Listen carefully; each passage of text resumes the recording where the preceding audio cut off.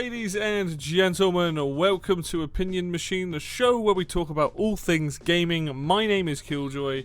Today we're taking a look at Tony Hawk's Pro Skater 3+4, the remaster, remake, whatever it is.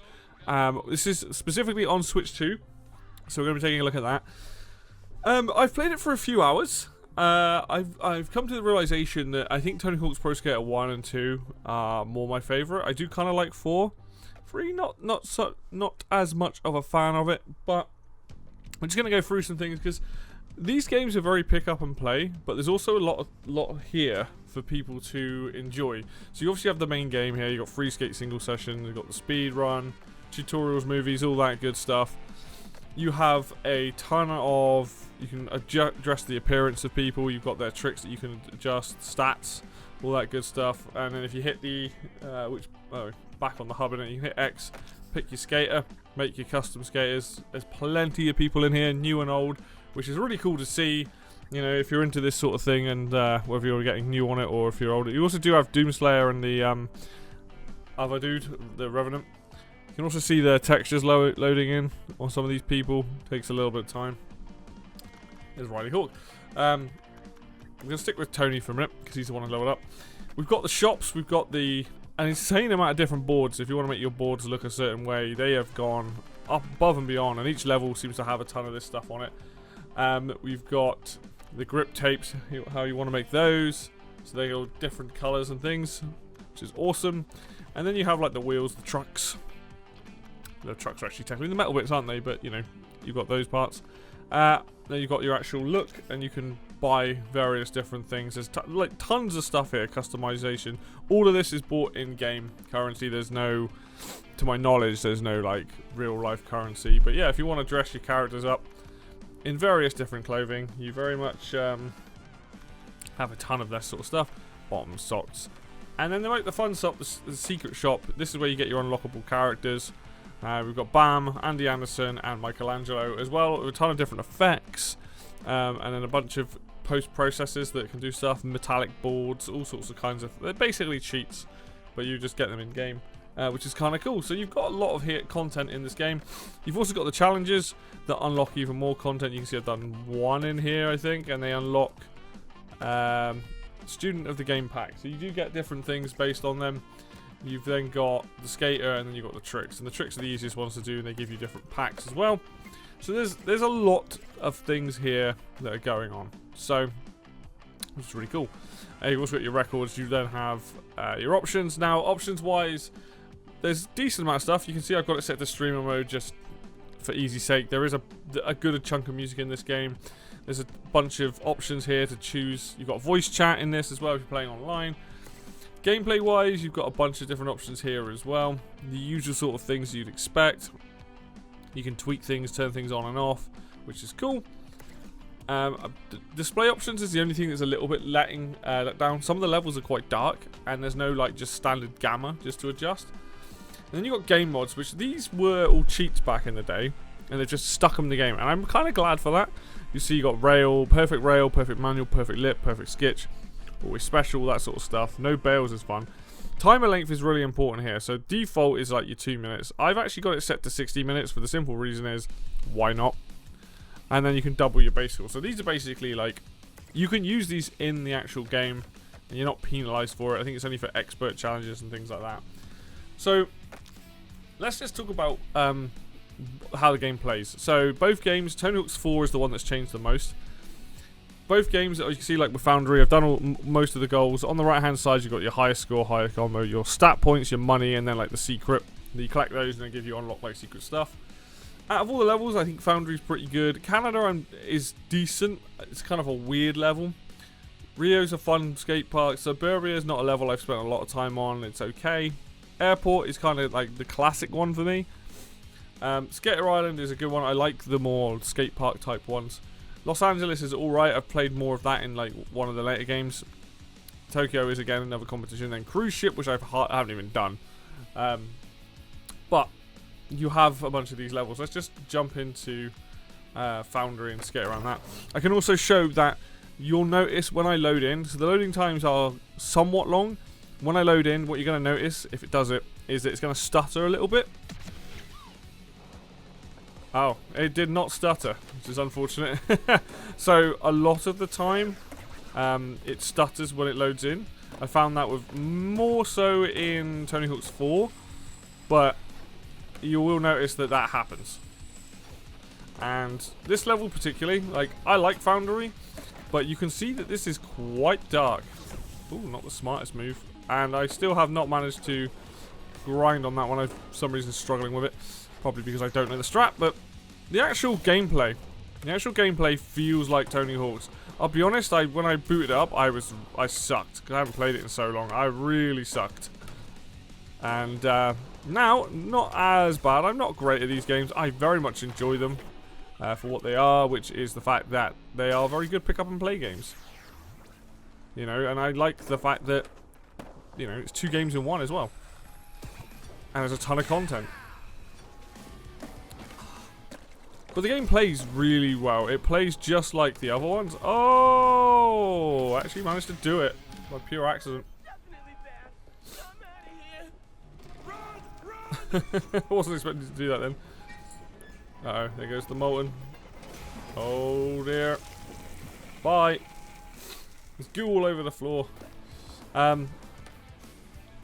Yeah, so overall, very much enjoying what this game offers. I'm liking the fact that the game also offers a ton of different levels. There's a lot of challenge here. I haven't finished Tony Hawk's 4 yet at the time of recording this.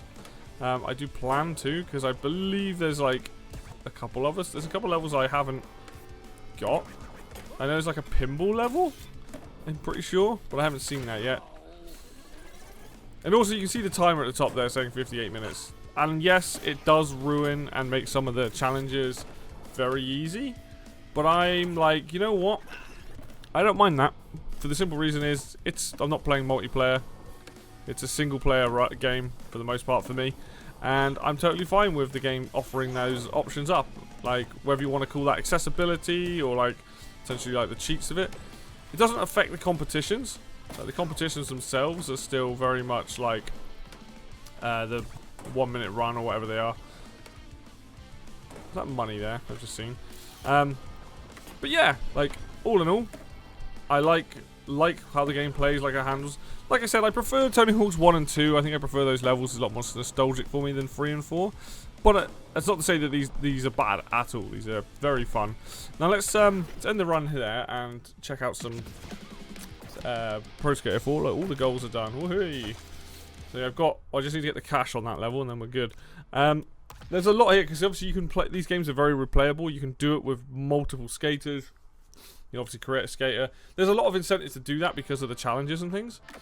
Now in Tony Hawk's Pro Skater 4, we've got college, very open level. San Francisco, doesn't feel as big or about similar sizes. I prefer college to San Francisco, but they're good levels. Movie studio's fun. Alcatraz is a classic from this game. Water Park, I don't remember this level. I can't remember this was added in or not. Kona is a skate park sort of. They turned this into a competition, so that never used to be. And in fact, I don't even remember the competitions in for it or if they even existed. Shipyard's another classic, and then London, and then Zoo's the last one before the bonus levels. I got a few more. I need 3 more park goals to do it. But let's just go to where do we want to go? Let's go to Water Park because I genuinely don't know if this is new or not. This, you might find that it lags when we get into it. What I will say is, even if this is one of the newer levels, it feels very classic Tony Hawk's. It is something that some people are going to be disappointed about because Tony Hawk's 4 was a very different game to the others. It was more about riding around, talking to people, doing those challenges and things. Oh, look, loading. See, a lot of the textures take a while. Yeah, so there's a little bit of stuttering there, and I think it's because the levels are somewhat bigger. Oh, balls. But the game sorts itself out pretty quickly. And I will say, I don't know, I think it's running at 60 frames. It feels like it's running at 60 frames. I'm quite impressed with how this game's running on Switch 2, if I'm honest. I wasn't expecting it to be like super duper, but I'm pretty happy with how the game plays. But yeah, like even this, you can see like these oh, hello, there's a bridge. these stages, Tony Hawk's 4 as well, it's like, it's a nice set of levels. I think, regardless of whichever games you prefer, whether that's 1, 2, or 3 and 4, the fact that these games have got a new lease of life, the fact that there is a ton of content here, they're fun pick up and play games, and I really like what I'm playing with this. Like, I'm glad I've actually finally got around to buying it, got time to actually play it. Just as a fun game. Sometimes you need something a bit more arcadey. Now, I would say that it's going to come down to your preference on the games and the levels and the challenges and stuff, but I will say, because Iron Galaxy did this one, and I think Iron Galaxy have done a good job here. They've made this feel pretty much the same as the other one, so 1 and 2, and that was done by Toys for Bob, I'm pretty sure. And I'm like, you know what? You've made a solid game here. I hope that people appreciate that these guys have done this, and that also it will hopefully lead to doing well enough so we can get the other games, Underground 1, Underground 2, American Wasteland, which is one of my favorites. But these classic games, awesome, really cool to see, really cool to play. There isn't much wrong with it, other than, like I said, I don't know if I'm a big fan of Tony Hawk's Pro Skater 3. I don't know if I like those levels. I think 1 and 2 have better levels. But if you like Tony Hawk's 3, then this is a no-brainer, really. Let's do some crazy stuff. As you can tell, I am not particularly, I guess trying to talk and also play is kind of difficult, but let's smash that squirrel. And also, yeah, because it is on an hour, I can just take my time. Some things can be quite fiddly. I will say being able to get off the board in the later games is definitely a godsend. There it is. Take that. But I hope that, you know, if nothing else, this just shows you that the Switch 2 version is very competent. I'm very happy with what I'm playing. I'm not running into any issues. The game is playing how you'd want it to play. And like, yes, you can see the occasional stutter, which is never good. That might be my capture card, but I'm going to say it's probably the game. But, yeah, I think this is pretty much like on par and a lot of parity to the other versions of the game. I will say that, like I said, my biggest disappointment is like changing some of the levels are a bit dark, and there's not really a good way to change that. Though I say that, and the game is stuttering quite badly in points on this level, isn't it? But yeah, hopefully, if nothing else, it's shown you that this, to me, this is a worthwhile investment. Ah, there you are. I see you. Damn it.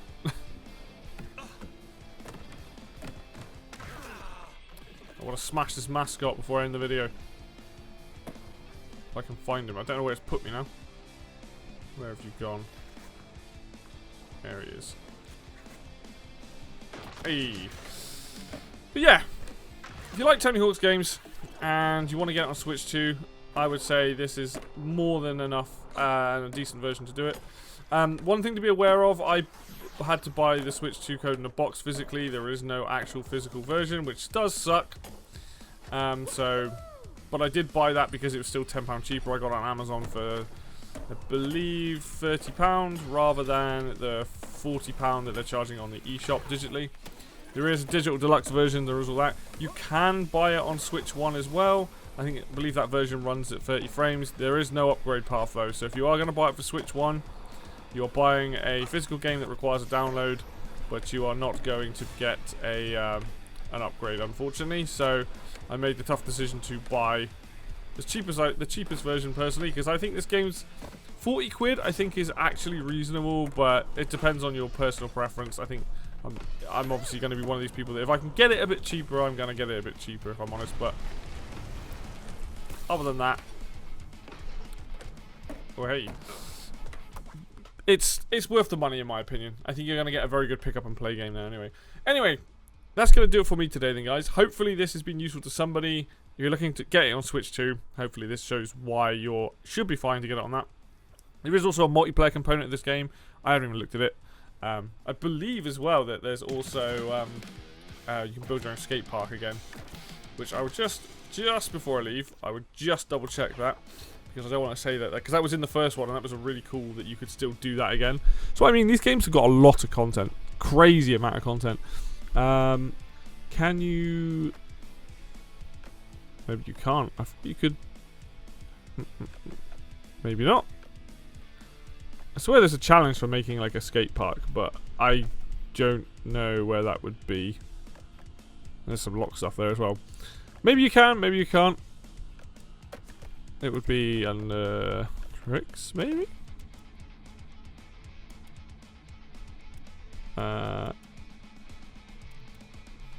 No, maybe not. Okay, maybe you can't in this game. You can in the first one. But, yeah. Anyway, regardless, I hope that this has been useful to somebody. And that, you know that the version on Switch 2 is competent. So yeah, if you enjoyed this video, please hit the like button. It helps out a lot. If you want to see more content, more Switch 2 games, hit the subscribe button. Stick around. More stuff will be coming. And until next video, I will see you then.